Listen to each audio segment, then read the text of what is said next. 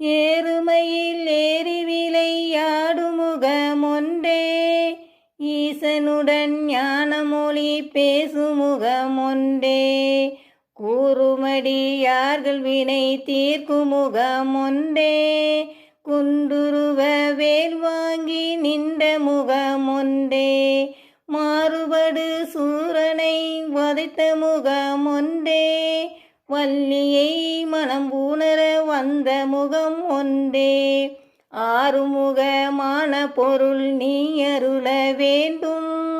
ஆதியரு நாதலம் அமர்ந்த பெருமாளே, ஆறுமுகமான பொருள் நீ அருள வேண்டும், ஆதியரு நாதல அமர்ந்த பெருமாளே, கந்தனுக்கு அரோகரா, கடம்பனுக்கு அரோகரா, வெற்றி